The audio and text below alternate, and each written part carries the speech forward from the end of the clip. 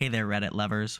Welcome to Reddit Reader, the channel where I bring you the wildest, funniest, most heartwarming, and jaw-dropping stories from Reddit straight to you. Every week with new stories and the best of Reddit. Every video is like scrolling through your favorite threads, but with a personal touch. So grab a snack, sit back, and let's dive into the crazy world of Reddit together. She did exactly as I asked. My daughter has a big habit of making messes everywhere she goes. Absolutely zero in the executive function department. It's a pain, but I love her all the same. One day, she was in my room with me and had completely destroyed my bed. Comforter on the floor, sheets coming off the corners. I said, I'm gonna need you to please make the bed neat before I come back upstairs. I went downstairs and did whatever I needed to do, then headed back up to my room. When I get there, I see my bed still looks the same way it did when I left, except for one thing. There was a sign on the bed that read, "Hello, I'm Neat." She made the bed into a creature called Neat. I had to laugh. In the end, we fixed the bed together. This post was from Lilac Bananas 23. My new favorite customer. I own and run a residential/light commercial HVAC contracting company. We have a customer, we'll call him Tom, that contracted us for a residential breakdown. Tom told us that he had a home warranty, and we informed him that their payment policy is often different than our billing rates, and that, regardless of their payment, he would be individually responsible for the full amount of the bill. The repair was a smallish fix for just $228. Bear in mind that the home warranty companies are notoriously stingy with payments, if they pay at all. We won't work directly with them for this reason.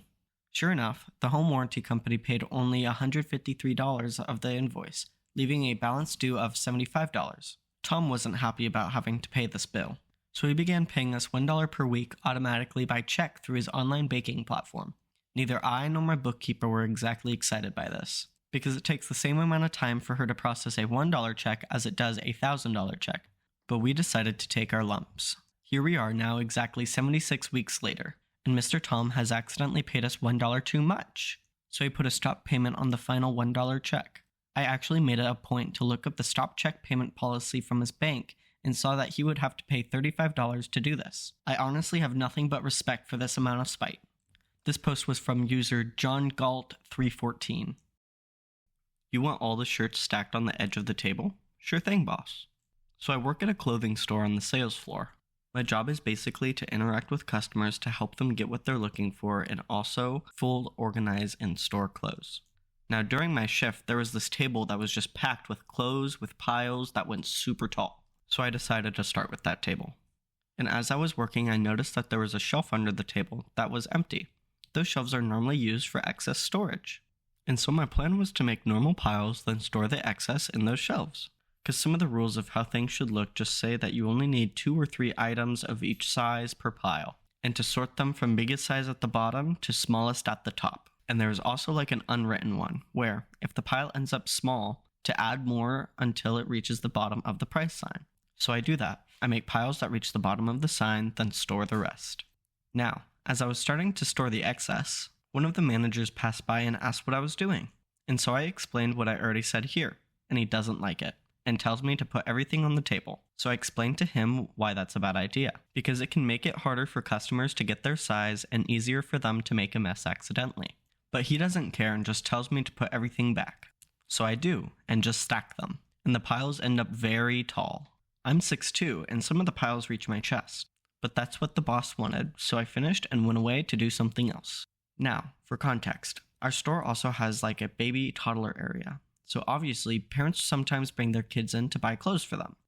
Now, after I had left the table to work on something else, a father stood next to the table to wait for his wife, and he had his kid on his shoulder. I don't remember why, maybe it was to burp it or to calm it down, I don't know. But now, as the father was swinging from side to side to calm the baby, he accidentally hit the side of the table, and some of the piles that were on that side fell down behind the father. And as if it was a sign from the universe to show I had the right idea, just as the father was turning around to see what happened, the baby puked, and because of the momentum, covered a lot of the shirts that were now on the floor.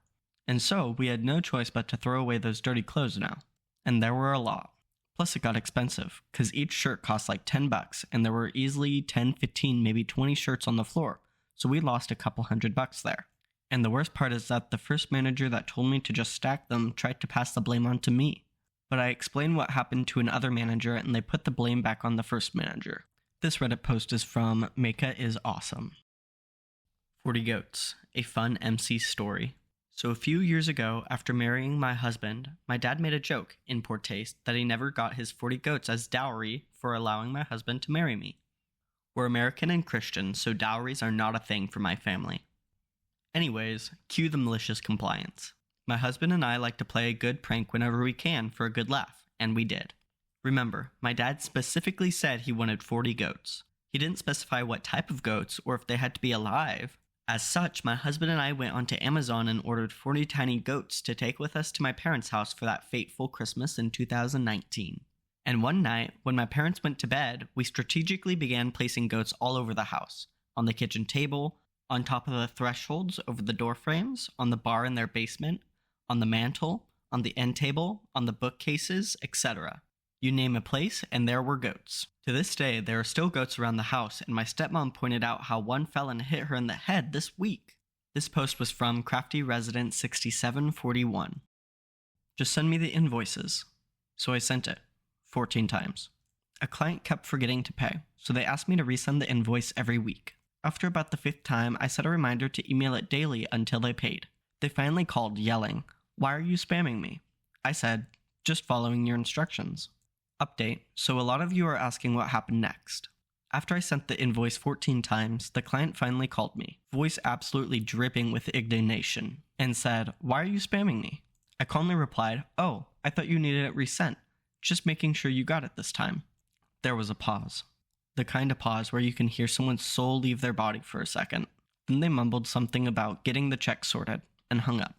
Best part, they paid the same day. All 14 invoices were marked as read in my email tracker within an hour. Moral of the story, sometimes the squeaky wheel doesn't just get the grease, it gets paid. This post was from user Armani Mar.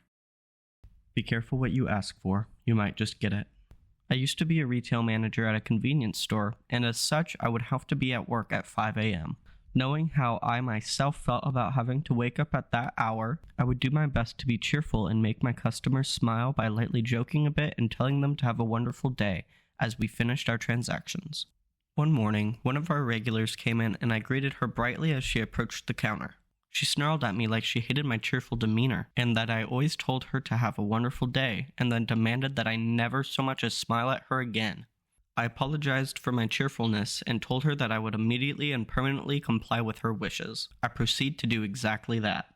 From that day forward, I'd treat other customers in my normal cheerful way, but as she'd approach the counter, I'd stop smiling and bantering and drop into my natural RBF. I would complete our transaction, then cheerfully turn to the next person in line and continue my banter. After about a month of this, the woman came back in at our normal time and complained about how much she hated that I wouldn't banter with her like I did the other customers, and how miserable it left her feeling all day. I reminded her of her previous demands and that she was getting exactly what she demanded. I also reminded her that I said that my lack of banter would be permanent. She continued to come in every morning at her usual time, and I continued to banter with other customers, but would stop even smiling as she'd approach the counter, then turn to the next person in line and continue the banter. She continued to look miserable. Had she simply asked me to tone it down a bit or said she just wasn't in the mood for banter that day, I would have adjusted accordingly. Instead, she got exactly what she asked for. Customer wanted the computer back the way it was. I once spent quite a long time fixing a computer for a new client. After the PC had crashed, the old hard drive failed completely. Fortunately, the customer had a basic file backup from perhaps a year or two ago, so we got most of the files back. However, I had very little info to go on. I didn't know the original version of Windows, no idea what apps they used, or what email client they used. I was met by repeated, "I don't know," and "it didn't look like that before." I continued to be patient, calm, and understanding, bringing up images on the internet to see if any start menus/apps looked familiar. In the end, I installed the latest and greatest of everything.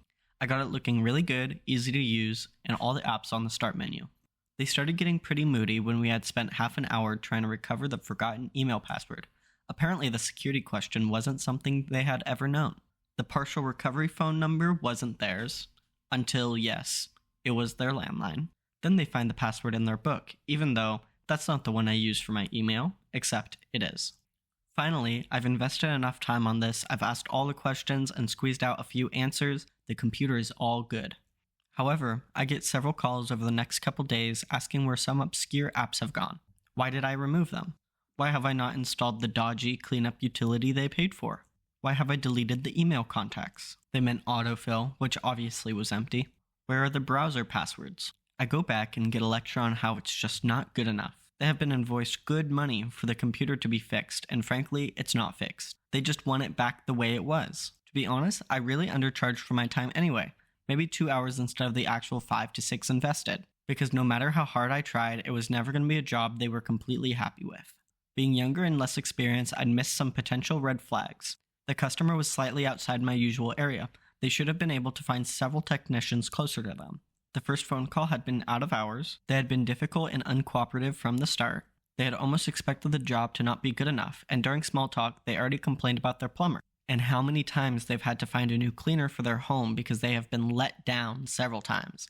They haven't yet paid the invoice. Get it back the way it was. The client popped out of the room for a couple of minutes, and I was so fed up by this point. I took the side off the case, removed the new drive, and reconnected the broken one, still in the case. I picked up my tool bag and met the client in the hallway. All sorted. It's back exactly the way it was before. And don't worry, I'll cancel the invoice so there's nothing to pay. I made a dash for it. I have no idea what happened next. I ignored a few missed calls and then blocked the number. I thought about how I'd reply to any kind of email or online review, but I heard no more. I like to think that they got someone far less patient, more expensive, and got a worse result. This post was from NegativeNet4416. Anyways, guys, that's all I have for this week. I hope you enjoyed, and I hope to see you next week. Bye-bye!